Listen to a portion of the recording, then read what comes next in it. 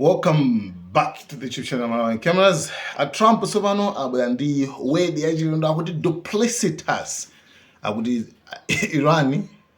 Iran ndi duplicitus.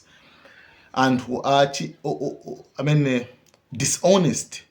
Okay? Anthu oti alibe chilungamo. Anthu onama. Ma Iranians. Why Trump akuyankhula zimenezi? Trump akuti ife ine ndikuyankhula zimenezi chifukwa kuti Irani tukambirana nayo koma kupeza kuti iyoyo yambano kukana yopita pa public nkone kuti yayi situkambirana.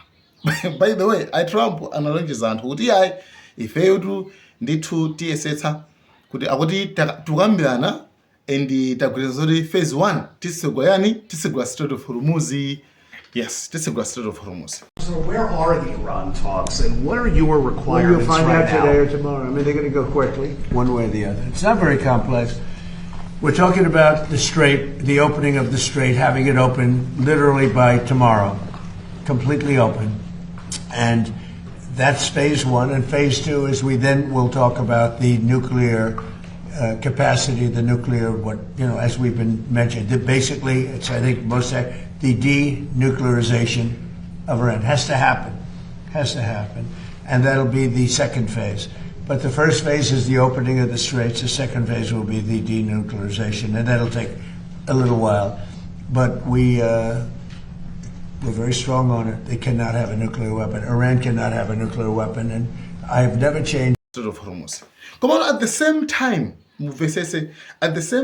America imapanga claim kwenda kuti iyoyo ndi imene imapanga control pa Strait of Hormuz. Anybody's going to charge, we'll charge. We're the one that has total control. We have total control. We have a thing called a blockade with his Navy. And that Navy is, they call it a wall of steel, the United States wall of steel. And no, there's not going to be charging. We're not talking about charging at all. There won't be charging. Even mukangana CENTCOM pa page pawo amazati fact check amapanga amakhwacha ma claims ose amene Iran ikupanga. So iwo amazana it's us, it's United States imene kupanga control pa Strait of Hormuz. Komano reality chilungamo chenicheni kuti ndi dziko la Iran limene limapanga control pa Strait of Hormuz. Timvani pamenepo. So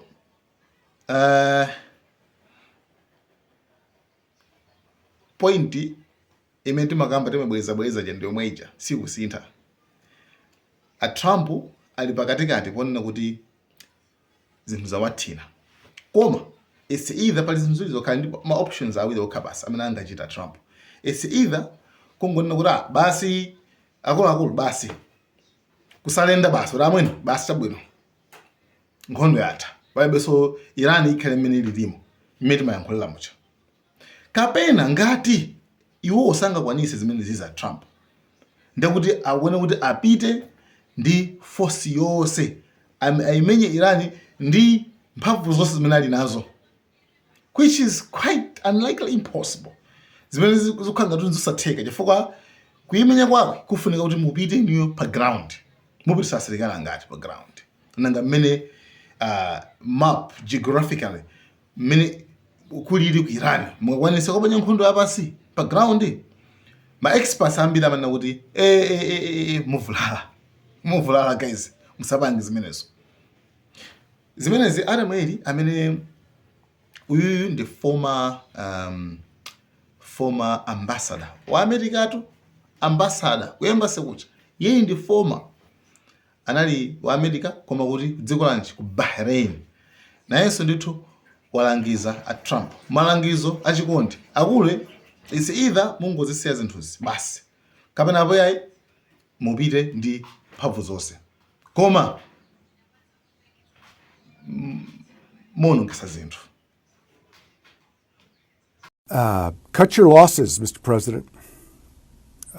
This has not worked the way you wanted.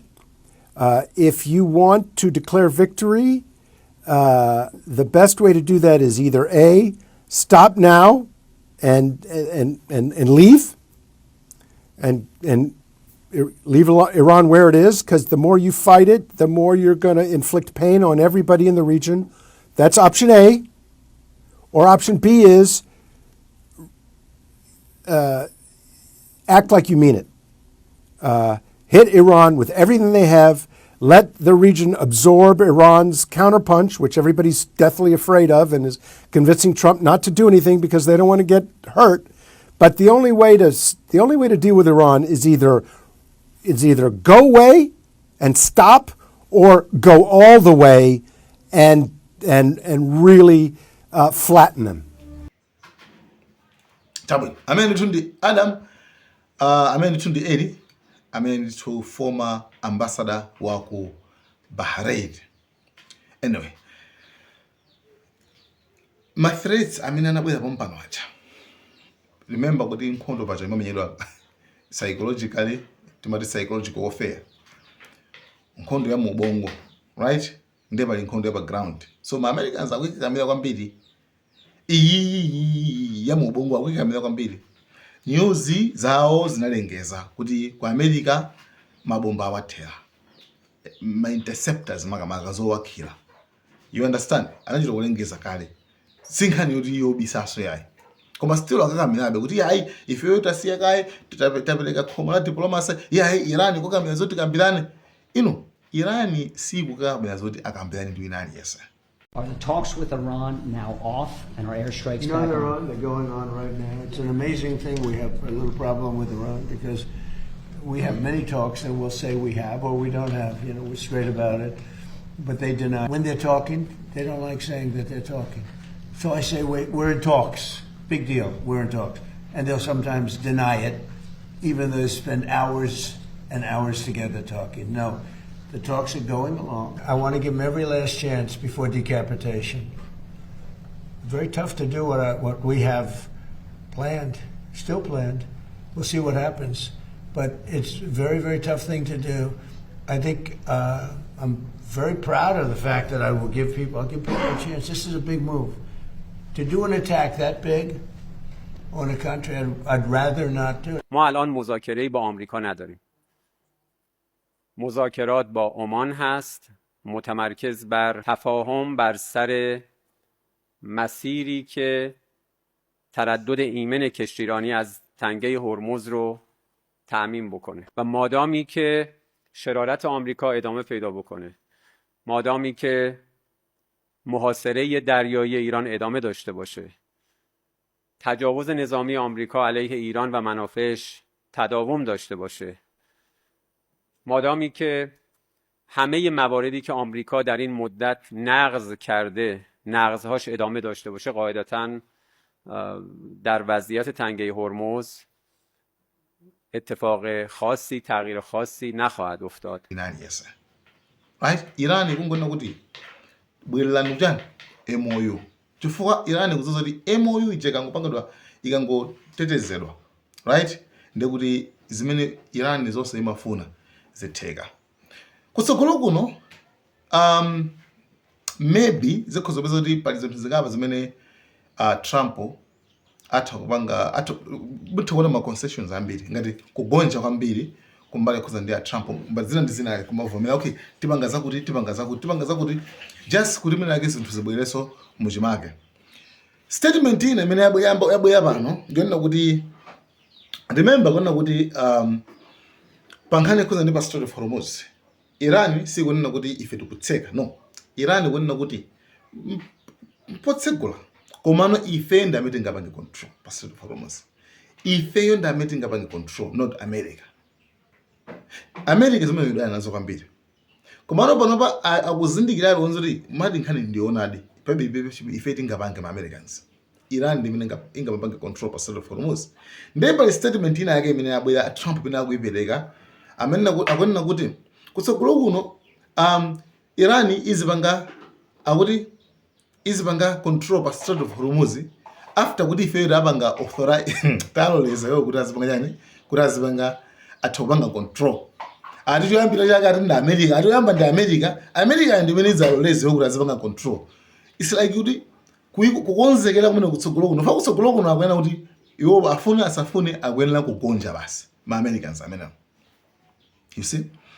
So a Trump akuti iwo ndithu ali okhumudwa kwambiri ndi dziko la Iran chifukwa dziko la Iran limanama ifeyo sitikambirana machisacho akambirana.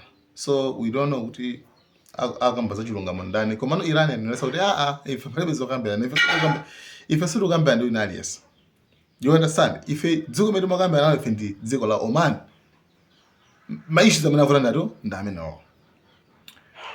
Komano pakankhani ya nkhondo ija ndi yayima kaye. Amene ayimisa nkhondo iyi ndani? Ma Americans. Anthu aku America ndi amene ayimisa nkhondo iyi pazifukwa zonse zoti iwowa alibe ma interceptors. Ma interceptors awathera ndi Iran ikamavunga mabomba sikuti izakhalira bwino yayi. Chifukwa zizingolowa ngati zigoli. Sipalibe goalkeeper zingolowa.